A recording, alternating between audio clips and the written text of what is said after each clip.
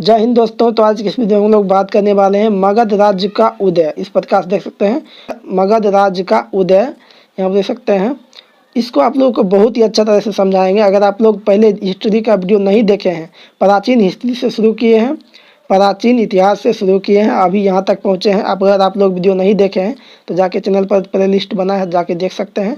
तो चलिए यहाँ पे स्टार्ट करते हैं। आप लोगों को इस टॉपिक को, मगध राज्य का उदय, इसको टॉपिक को बहुत ही अच्छा तरह से समझाना है। आप लोग अच्छी तरह से वीडियो देखिएगा। तो यहाँ देख सकते हैं, सबसे पहले आप लोग देख सकते हैं किस प्रकार से है। सबसे पहले आप देख सकते हैं मगध राज्य का उदय क्या है। मगध राज्य का उदय, मगध के सबसे प्राचीन वंश, मतलब वंश का कोई नाम दिया नहीं है, सिर्फ मगध के सबसे प्राचीन वंश का स्थापना बृहदत्त नामक एक व्यक्ति ने किया था। बृहदत्त नामक एक व्यक्ति ने किया था, जो वहाँ उसका राजा बन गया। उसके बाद देखते हैं इसकी राजधानी गिरिब्रज, जो अभी वर्तमान में राजगीर है, उसी को गिरिब्रज कहा जाता है। उसके बाद देख सकते हैं बृहदत्त के पुत्र जरासंध था। कौन था? तो जरासंध था। इस बात पर भी आप लोग ध्यान दीजिएगा। उसके बाद देख लीजिए हर्यक वंश, उसके पास वंश आ गया। उसमें जो आप लोगों का मगध के प्राचीन वंश दिया था, उसका कोई नाम नहीं दिया था, लेकिन आप लोगों को यहाँ पर फिर वंश आ गया। हर्यक वंश के नाम से एक साम्राज्य शुरू हुआ था। तो इसका हर्यक वंश का संस्थापक बिंबिसार था। कौन था? बिंबिसार था, जो 544 ईसा पूर्व में मगध की गद्दी पर बैठा था। इसको श्रेनिक के नाम से भी जाना जाता है। इसको श्रेनिक के नाम से जाना जाता था। वह बौद्ध धर्म को मानता था। तो यहाँ पे बिंबिसार किसको मानता था? तो ये बौद्ध धर्म के मानता था। उसका देख सकते हैं वह प्रथम भारतीय राजा था जिसने प्रशासनिक व्यवस्था पर बल दिया। मतलब प्रशासनिक व्यवस्था मतलब सिपाही रखने पर बल दिया, जिसमें आप लोगों को अच्छी तरह से राज्य चलते रहे, राज्य प्रशासन अच्छी तरह से हो, इसके लिए वो प्रशासनिक व्यवस्था पर बल दिया था। ये प्रथम राजा था, भारतीय प्रथम राजा था। कौन? तो ये बिंबिसार हो जाएगा। बिंबिसार ने बृहदत्त को हराकर अंगराज को मगध में मिला लिया।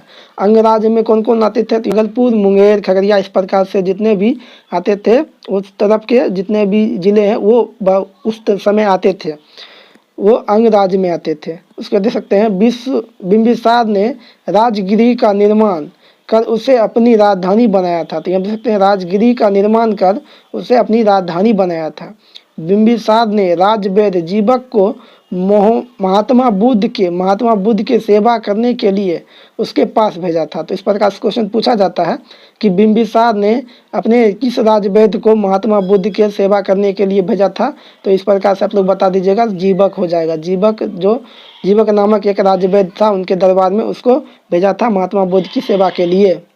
इसके बाद देख सकते हैं बिंबिसार ने वैवाहिक संबंध स्थापित कर अपने साम्राज्य का विस्तार किया। मतलब वो विवाह कर के अपने साम्राज्य का विस्तार कर लेते थे। जैसे कि वो वैशाली के राजकुमारी से विवाह कर लिया, उसके बाद फिर पंजाब के राजकुमारी से, उसके बाद फिर एक यूपी में, मतलब उत्तर प्रदेश के आसपास में एक राज्य था, उसको वहाँ पर भी शादी करके उसका भी राज्य मतलब मिला लिया अपने में।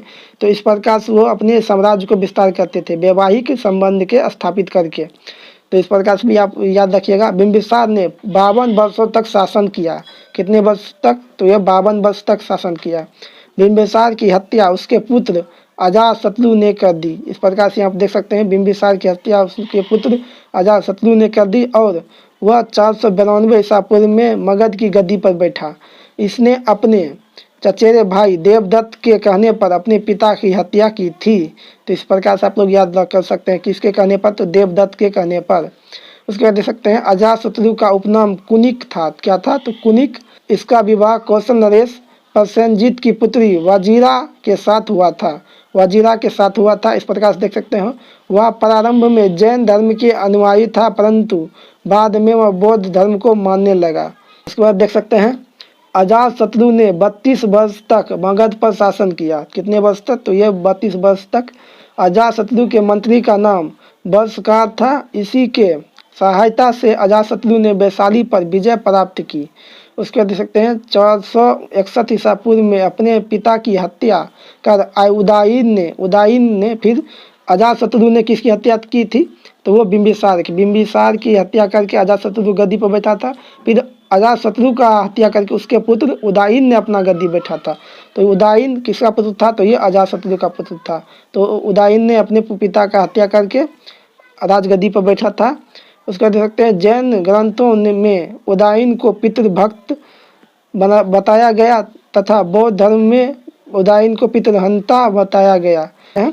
जैन धर्म में पितृभक्त, उसके बाद बौद्ध धर्म में पितृहंता कहा गया है। उदयन ने पाटलिपुत्र की स्थापना की, वह जैन धर्म का अनुयायी था। इस प्रकार से देख सकते हैं।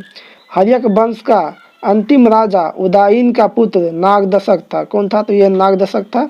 नागदशक को उसके मंत्री शिशुनाग ने गद्दी से हटाकर 412 ईसा पूर्व में शिशुनाग वंश की स्थापना की। तो इस प्रकार से है। तो ये हर्यक वंश भी खत्म हो गया। हर्यक वंश में कौन कौन से शासक हुए? तो ये बिंबिसार हुए, अजातशत्रु हुए, उदयन हुए, उसके बाद नागदशक हुए। तो 4 शासक हुए थे। उसके बाद फिर ये उसके मंत्री शिशुनाग ने शिशुनाग वंश की स्थापना कर दिया। उसके बाद देख सकते हैं शिशुनाग ने अपनी राजधानी पाटलिपुत्र से बदलकर वैशाली को बनाया, परंतु शिशुनाग ने अवंती राज्य को मगध में मिला लिया। इस प्रकार देख सकते हैं शिशुनाग का उत्तराधिकारी कलाशोक था, मतलब शिशुनाग का पुत्र कलाशोक था। वह पुनः अपनी राजधानी पाटलिपुत्र ले गया। शिशुनाग वंश का अंतिम राजा नंदीवर्धन था। उसके देख सकते हैं नंदीवर्धन की हत्या करके महापद्म नंद ने नंद वंश की स्थापना किया था। नंद वंश का अंतिम राजा घनानंद था।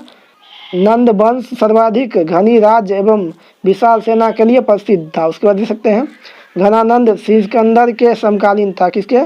तो यह सिकंदर के समकालीन था। इसको चंद्रगुप्त मौर्य ने युद्ध में पराजित करके मगध पर मौर्य वंश की स्थापना किया। तो फिर ये घनानंद जो नंद वंश का था, तो ये नंद वंश भी खत्म हो गया। उसके बाद मौर्य वंश आ गया। तो आप लोग उम्मीद करते हैं आप लोग के मौर्य वंश के बारे में कल बताएंगे। अगर आप लोगों को वीडियो अच्छा लगा तो वीडियो को लाइक करके चैनल को सब्सक्राइब कर दीजिएगा। मिलते हैं अगले वीडियो में। Thank you for watching. Take care, bye bye, जय हिंद।